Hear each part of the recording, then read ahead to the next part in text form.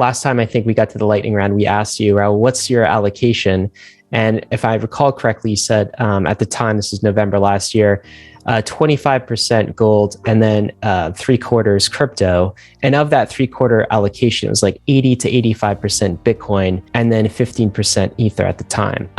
Has that changed? And how has that changed in your personal portfolio? Ridiculously. Soon after that, my Ether allocation started going up. I sold my gold almost immediately around then, maybe just before then. So I was 100% crypto and I have been for a long time now. I'm now, depending where we are today, 55% ETH, 25% Bitcoin, and then a tail of an equally weighted basket of a mix of DeFi protocols, layer ones, interoperability stuff, and then some specific bets in kind of social tokens, metaverse, and other longer term macro bets that I want to express that view in. And, I'm just following the chart very closely of the Bitcoin ETH cross, and I think it's about to explode higher again. So I may end up selling all of my Bitcoin, which is a weird thing. And again, I'm not anti-Bitcoin, but I'll sell that to buy ETH. You may end up selling all your Bitcoin. Yeah, I've been fighting on myself for 2 months. Why not to? A 100% crypto portfolio with the potential of having 0% of Bitcoin. That sounds like you're in Ethereum. Am I a total degen now? Is that what you're telling me? Yeah. If you fit right into us, I think you fit right in here. That's for sure. Well, so what's you said some things like you're debating with yourself on whether to do that or not. Why wouldn't you do that? I don't know. And part of it, it's the part of the backlash from doing it. And also I spend a lot of my time speaking to, for no reason than to help the community, is I speak to a lot of institutions, sovereign wealth funds, and everything about adoption, and Bitcoin is the thing. I get my sister-in-law into it, and I get as many people as I can. So it feels disingenuous if I don't own it. I passionately believe in it. So it's a weird thing that as an asset allocation, it's suboptimal, but for the greater good, it's probably the right thing to do. So somewhere between not selling all of it and keeping some of it, so I can still say, obviously, I've still got Bitcoin, but it'll only be 5%. So something like that, I think. How about end of 2021? Take us there. So do you have any price predictions? Let's do Bitcoin and Ether. My price prediction has been ETH north of 20,000. Wow. And that's pretty simple. All I did is just map over the ETH chart to the Bitcoin 2017 chart. They work perfectly, and it gives you 20,000. So, there's no great science to that, but it feels about right. I've also mapped the Bitcoin price versus Bitcoin 2013. They look pretty similar. And there's a bunch of other ways I do it with Bitcoin, with log charts and regression analysis, stuff like that. Generally speaking, I think it's somewhere between 250 to 400,000 with an outside chance of 1 million if we get an extended cycle. We're talking the end of 2021, or are we talking longer term than that? End of 2021, March 2022, something like that. Wow. Don't forget that they usually go up 5 to 10x in the last 3 months of the year. So, we haven't even got to the all-time high, but let's say Bitcoin goes up, 5x from the 60,000 high. That's 350. That'd be very normal rally for year end, considering we're about to have an ETF. And if I'm right, we might see the central bank pivoting to more printing. They may not print more money this year, but they'll start talking about it. Those two things alone are enough to drive Bitcoin to 350, 5x from here. You do think we're about to have a Bitcoin ETF then? Gary Gensler's going to prove without question. It's probably coming in October.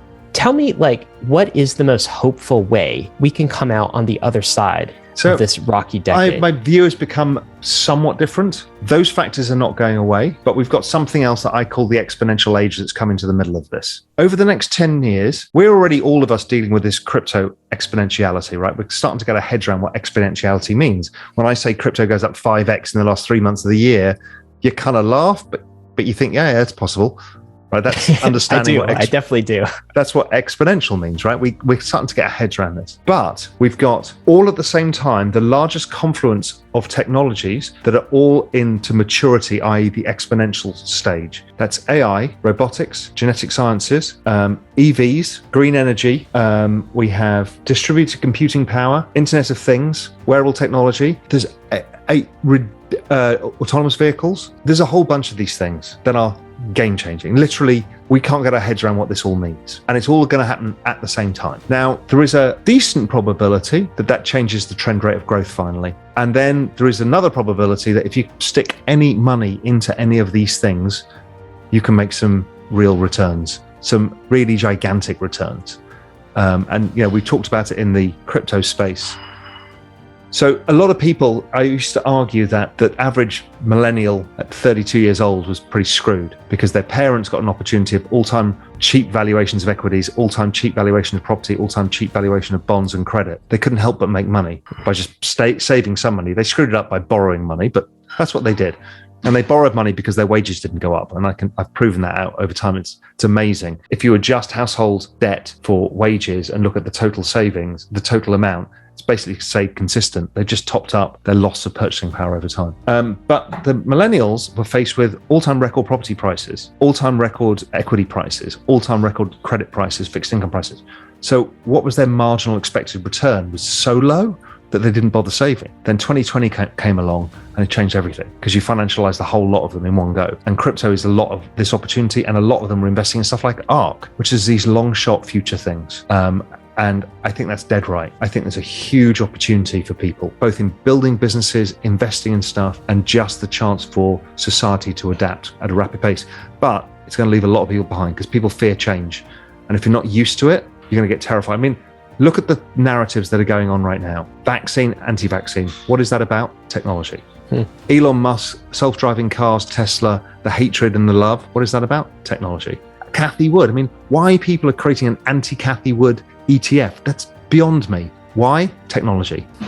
What is going on with global warming? Why do people fear that? Technology. Why do people fear Bitcoin? Technology. Why do Bitcoin people fear Ethereum? Technology. It's this unprecedented rise in technology that is making us all feel like, Christ, I can't keep up. And I don't want things to change as fast. And that's driving societal problems on a scale, and that's not going away unless society participates in change and benefits. But we're still fighting about a vaccine saying, there's a benefit, basically free for everybody, and half the people don't want it because it's technology. Oh my God, you're messing with my DNA. But that will change over time. People get accepting of stuff that they weren't accepting of before. So, do you think that pattern of cycles, the cyclical nature of boom and bust nature of crypto, is that going to continue? Or is this going to change now that we've kind of elevated ourselves into the mainstream? I think cycles morph and change over time.